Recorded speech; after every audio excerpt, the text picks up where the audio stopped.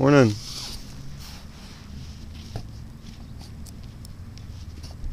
Pro-choice or pro-life? Well, we're abolitionists. You're abolitionists? We're demanding justice for the preborn. We don't believe in regulating mass murder. We want to end it. We want to abolish it completely. Correct. You're anti-abortion? Well, abolitionists, like we're not pro-life in the sense that pro-lifers they regulate abortion. They treat murder as healthcare. They basically saying they pass bills saying when, where, and how you can murder a baby. Or we're saying no, you shall not murder. Right. The Sixth Commandment, and we're saying we need to criminalize abortion, treat it as murder, because pro-lifers don't do that. They don't treat abortion as murder. Okay. And we're what? We're with you, but why are you protesting in front of us? Well, we're not. We're on your side. We're not. Well, the problem was that the abortion mill yesterday, the church was absent. There's only a few of us out there at the affiliated medical services. Okay. And at Planned Parenthood throughout the week, there's almost no one out there. Okay. So it's people say I'm on your side, but I'm like, well, where were you at the abortion mills throughout the week? We are doing a lot of other things as well. But can I just challenge you on something? You're going to make us look like we're pro-abortion. No, people just look at the signs and they'll see that, because pro-abortion people do not hold signs of murder children. People are going to see you in front of our church go, we're obviously protesting because this church is pro-abortion. That's what they're going to conclude. Not necessarily. Yeah, they are. They're going to Well, conclude then that's their choice. But but no, we're coming here because what? On a church that's pro-choice. What's that? I really wish you'd talk to a church that's pro-choice, we have. not us. We've gone to pro-abortion events. Right. But we go to a good man's house, a Christian church, to ask for help because this Holocaust is continuing. Yeah. And Governor Scott Walker, when he was governor, did nothing about it. Okay. He didn't abolish abortion like he should have. And Christians, for the most part, they had no urgency to abolish abortion. None. Right. We're always busy with other things while mass murder is taking place all around us. Babies are being murdered through surgical abortion. They're being murdered. They're dying through hormonal birth control, in vitro fertilization, and Christians act like none of that's a big deal. They don't talk about it. Pastors don't talk about it very much, and we need a lot of help because there's only a few here in America who have any urgency, who are doing the work, and while most are asleep. So we're here trying to awaken our brethren up to this Holocaust. Well, all I can tell you is I've said it from the pulpit. So you're the pastor? Yeah, I'm the pastor. Okay. And I can also tell you that everybody's going to conclude that we're pro-choice here. That's an assumption. That's an assumption. That is exactly what they're going to think. So you're actually going to be hurting our ministry. No, the Episcopalian Church is pro-choice all the way. So then they probably wouldn't receive our message well because they already believe it's okay to murder a baby. We already believe the message, so. Well, but what actions are you taking to abolish abortion? We support various pro-life ministries that are around here, CareNet, Milwaukee, and stuff like that. So we're in favor of all that. We support it, and we're with them. But we need Christians to come out to the abortion mills. We need Christians to hit the streets, demanding justice for the preborn. Okay. Because it's good to give money to. That's part of your ministry. It's not like a special calling or ministry. We're commanded to love our neighbor as ourselves. And when there's a Holocaust, giving money to organizations, it's good, but it's not going to end this Holocaust. And we need to have much more urgency. If someone was going to be, if there was a school shooting tomorrow and we knew when and where it was going to take place, we wouldn't just throw money at an organization, even though that's good. We would take action.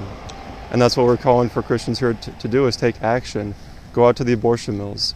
Go out to the streets. Go to the governor. Go to the legislature and demand of them to interpose, to ignore Roe v. Wade, because it's not law, to ignore the Supreme Court over this matter of murder, and to interpose on behalf of the preborn. Until we do that, this is not going to end. Because we've been regulating abortion for 46 years now. Well, hey, I'm pro-life all the way. I agree with you. But again, you're protesting a church that's. Well, we're not protesting the church. Well, you're in front with signs and people will. Well, that. All I gotta do is look at the signs and see what they say. You can't always look at you guys standing in front of a church that's pro-life and go, these guys must not be. Or maybe they'll say that maybe they care because it's like, and you can't always go by what people think, because just because people misinterpret a message doesn't mean that you should stop. Well, you've got the freedom to do it.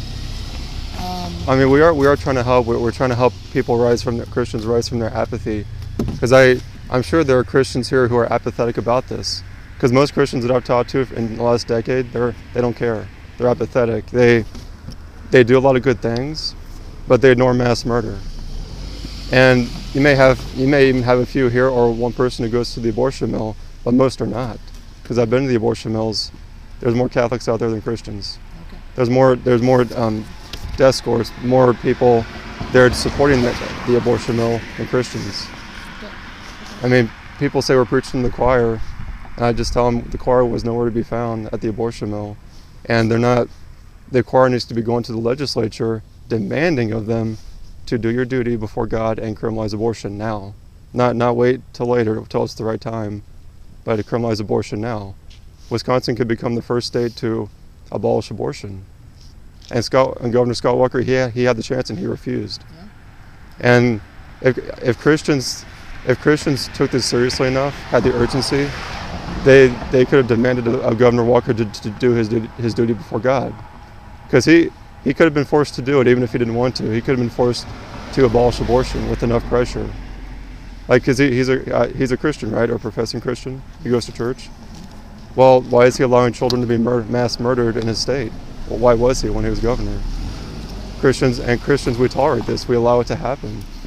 These abortion mills, I believe there's two here in Milwaukee, affiliated. There's one on Highway 100. And the Planned Parenthood.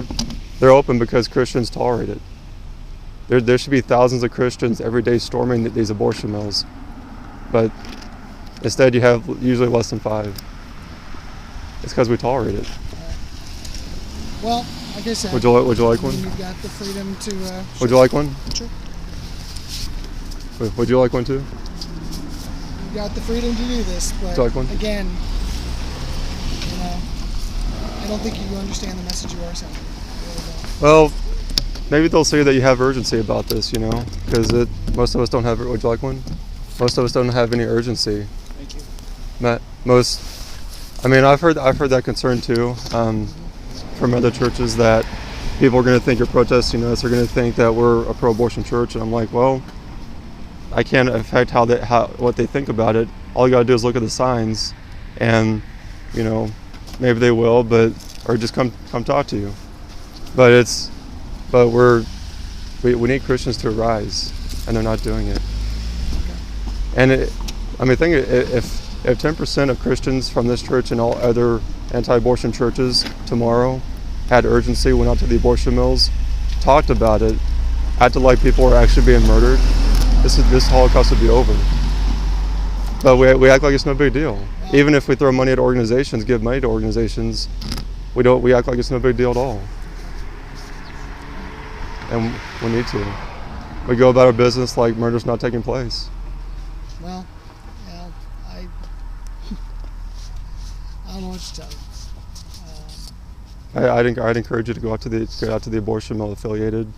Planned Parenthood affiliated was open yesterday, and children were murdered. Okay. And I tell pastors, take your congregation out there, because if pastors would lead the charge, this would end. But pastors, they refuse to take leadership on it.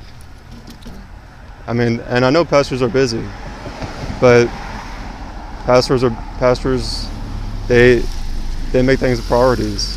Like they'll set up potluck dinners. They'll talk about the softball game or other things, much less important things from the pulpit. Wow. No, I'm not saying that's the case here. I don't know. But they talk about the gospel and disciple making and good churches, ethically, yes. and taking stands about things that are wrong that our culture is doing. We do it constantly. Like, you mean here or in general? Here. Okay. Well, that's good. So, but like, hey, by the way, I do have to leave. But, okay. I do have to get in there. But I want you to understand, this. If I were going to be in front of a church, I'd be in front of one that's pro-choice, not pro-life. So, well, I don't know if I explained this already, but explained it. I gotta go. Okay. We come to a good man's house to ask for help. We don't go to a pro-abortion church to ask for help.